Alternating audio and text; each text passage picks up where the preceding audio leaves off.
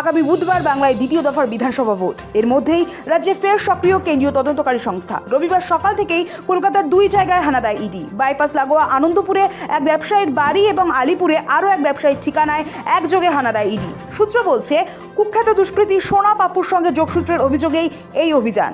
জমি দুর্নীতি ও আর্থিক জালিয়াতির মামলায় আগেই নাম জড়িয়েছে সোনা পাপ্পুর।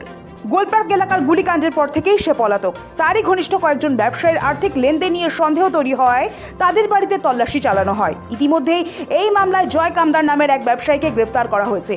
তাকে জিজ্ঞাসাবাদ করেই আনন্দপুর ও আলিপুরের দুই ব্যবসায়ীর খোঁজ মেলে বলে তদন্তকারীদের দাবি। এই দুই ব্যবসায়ী ঠিক কিভাবে আর্থিক দুর্নীতির সঙ্গে যুক্ত তা খতিয়ে দেখছেন ইডির আধিকারিকরা। এর আগে সোনা পাপ্পুর বাড়িতে তল্লাশির সময় একটি পিস্তল এবং বিপুল পরিমাণ নগদ টাকা উদ্ধার হয়েছিল বলেও জানা গিয়েছে। শনিবার সকালে রেশন বন্টন দুর্নীতি মামলা তদন্তে উত্তর চব্বিশ পরগনার হাবড়ায় একাধিক চাল ব্যবসায়ীর জেরায় হানা দেয় এনফোর্সমেন্ট ডিরেক্টরেট। এই হাবড়াতেই তৃণমূল কংগ্রেসের প্রার্থী হয়েছেন প্রাক্তন খাদ্যমন্ত্রী জ্যোতিপ্রিয় মল্লিক। রেশন দুর্নীতি মামলায় নাম জড়ানোয় আগে তাকে গ্রেফতার করেছিল কেন্দ্রীয় এজেন্সি। এখন তিনি জামিনে মুক্ত রয়েছেন। শনিবারের সেই হানার রেশ কাটতে না কাটতেই রবিবার ফের অ্যাকশনে নামে কেন্দ্রীয় তদন্তকারী এজেন্সি। রাজ্যে দ্বিতীয় দফার ভোট গ্রহণ 29 এপ্রিল, যেখানে 142টি আসনে ভোট হবে।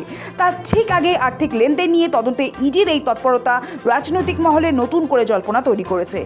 শুধু সোনা পাপ্পু সংক্রান্ত মামলাই নয়, অন্য মামলায় তৃণমূলের প্রার্থী দেবাশিস কুমার এবং সুজিত বোসকেও ইতিমধ্যে জিজ্ঞাসাবাদের জন্য ডেকেছে কেন্দ্রীয় সংস্থা। এই পরিস্থিতিতে রাজনৈতিক চাপানোতরও তীব্র হয়েছে।